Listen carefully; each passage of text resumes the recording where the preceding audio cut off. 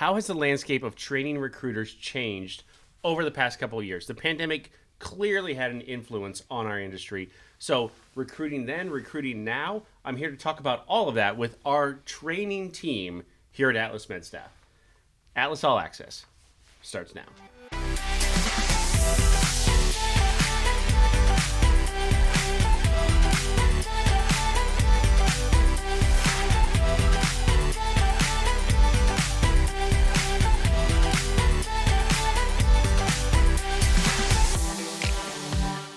All right. Aaron Biddle, Director of Training. Yes. Melissa Herring, Training Development Specialist. There we go. Thank you very much. Sure. Let's talk about that, because when you started training versus how you're training right now are two completely separate animals, correct? Oh, yeah. 1,000%. 3 questions here. First one, how has recruiting changed? And then how are you adapting to that with your style of training? 2-part question. The first part, I think, how has recruiting changed? It has switched from everybody will answer the phone and it's very much a numbers game and how many touch points can you get and opportunities can you create for yourself, to there's a lot more information out there that the travelers see. So it's not so much about, like, they might see, hey, these 15 places pay higher than you. So you have to really teach to how do you build that relationship quickly, like as quickly as possible, and differentiate yourself from the rest of the noise that's out there. Sure. Piggyback on that, it's working on building that relationship, making those connections, and controlling the things that you can control, making sure that you're hitting your numbers and making those calls. And when you do get someone, what are you doing to set yourself apart? What are you doing to get them to call you back? Question 1A then with that, you said it, pay, right? Because pay transparency is a big thing, and it has been a big thing for the past year and a half, right? 18 months. How do you train to something like that, right? Because you have to, like you said, you have to set yourself apart somehow. I think it's calling light to it. So I've been in the industry a decade now, and was a recruiter and now doing the training side of it. And I will tell you, even whenever I was a recruiter pre-pandemic and pre-everything else, like, there was always a company out there that paid more. You always have to overcome that objection. So some of that is still very much the same. It's just the information at the traveler's fingertips is way, way, way quicker. So you have to really get in front of that and talk about, like, what their needs are, what their wants are. Is this a need or a want? And how do you really show them that you're providing value for them? Gotcha. I think figuring out their why. What is your why for travel? Is it just money? Then you have to look a little bit more, because having to adjust your plan and adjust that, yeah, that may be your why now, but what else can we do to meet that dream of yours or that perfect location? So just kind of nudging them to open it up. Interesting. Okay. Question number 2, how have the needs of the traveling healthcare professionals changed over the past couple of years? Because we know it has, right? Pre-pandemic versus during the pandemic versus now. How have their needs changed, and how do we then adapt and train to that sort of change? And again, you talk about changes if you're not changing your dying aspect of it, but grand scheme of things, you're solving a problem. So what problem are you solving for? And that might even, here recently it has been, we have hospitals that aren't moving, right? We have things that, the needs might be there, but hey, actually getting your profile in front of the 50 other ones that are there. So it's creating that mindset of just more opportunities is more opportunities is more opportunities. So you have to really, from the jump, in the recruiter's mind, be having them push to that what else moment. Like, what else are you willing to go to? What else do you want to be submitted to? What else do we need to do to actually get you that opportunity? So that's, I think, one of the changes and one of kind of the things that it's just a little bit different. Overall, just, 2 years ago, you could just reach in a bucket and grab the job you wanted. And now it's taking that, like, really, again, digging in, figuring out where it is, what's your why, where do you want to go? And if we find that unicorn, awesome, let's go with it. But chances are we're not. So just having to educate the traveler on, yes, you heard this, you heard that, this is what happened, but this is where we are now. So just having to paint that really clear picture and have those honest, transparent conversations to get them to understand where we are in the situation right now, in the market and all.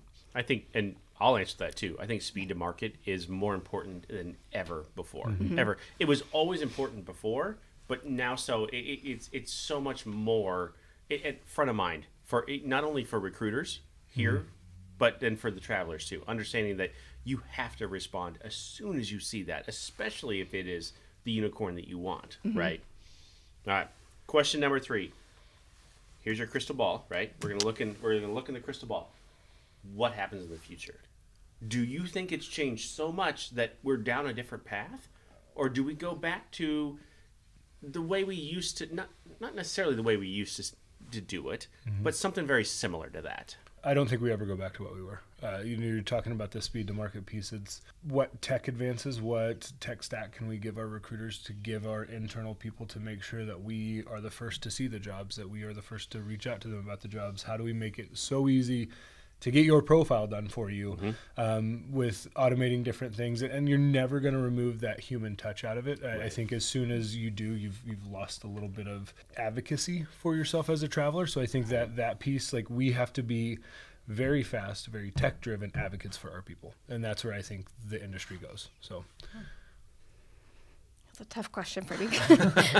Simply because, when I started, I've only been in the industry almost 2 years now. So, when I started, it was people were answering the phone, and people were they were more accessible than they are now. So I think now it's just, making sure we don't get frustrated when they don't answer, and how do we keep, even our new recruiters, how do we keep them encouraged to keep trying? And it's going to be out there. It's just taking a little bit more effort on our part. And then working, once you get those travelers, how are you talking to them? What are you doing in order to keep them on your team, or get them on your team and keep them? Isn't it weird how, so 2 old school guys that have done this, right, for so long, and you said exactly what we all believed in the first place, right? So it doesn't necessarily change at all. That the core is still there, right? Yeah, of recruiting. 1,000%. And Right. I think that's where the advocacy piece comes in, is like, it's supplementing, like the tech stuff is supplementing your ability to create that relationship, and then use your people that you have and the relationships that you have to get more people like the good ones that you have, and that referral base will come from that. So I think there's things that are timeless in this industry, and then other things that, hey, we better grab a hold of this and get in front of it real Absolutely. quick. The tech piece is one of those, right? But at the same time, you believe like I do, right? You're never going to automate out the human touch, ever. No. Do you think... Absolutely not. Okay, so question 3A then. Does AI have anything to do with that? Because we've all seen those out there already, right? Where it sounds like a real person asking those questions, working through those like preliminary kind of steps. Yeah. Do you think that happens? I think there's a spot for it, and I think if you're not looking at AI and going like, oh, this can be useful, you're blind. We have already looked at like how to, on that cover sheet, how do I use AI to make you sound better than I ever could, right? I can give it the prompts for the ideas behind what makes you a great traveler, but like, it's poetry of what that AI is. And that is just one use case for something that is very much going to change the game. And how do you get quicker? That speed to market does it start to look at preferences and jobs that are opened and say, hey, I think this is really going to be a good fit for you.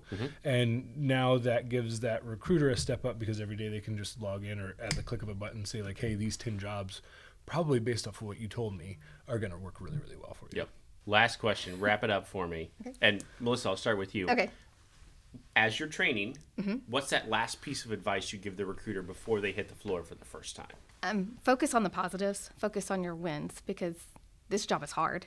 It's hard, and you're relying on people, to represent you. You're relying on them to get on the phone and all that. So it's, how can you walk away each day looking at, okay, while it may have been a super challenging day, what went well? Because you've got to focus on those wins. So I always end every one of my meetings with everybody sharing a win today. So just something to, find that bright spot in the day. Yeah, I mean, copy that. But if I'm going to add something to that or make it different, it's that work from a place of an abundance, right? So it's very easy whenever you're starting out and you're hitting to talk to anybody that will talk to you about anything that they will talk to you, because you've, been told no 1,000 times and you've left 1,000,000 voicemails. But is that person that is talking to you on the other end really worth your time, or is that better spent finding that, person who really cares and wants to go in the hospital and make a difference aspect? So I think that worked from a place of an abundance. Thank you both. Thank you for coming to Omaha, by the way. Thank you for having me. Aaron, and Aaron's here all the time, so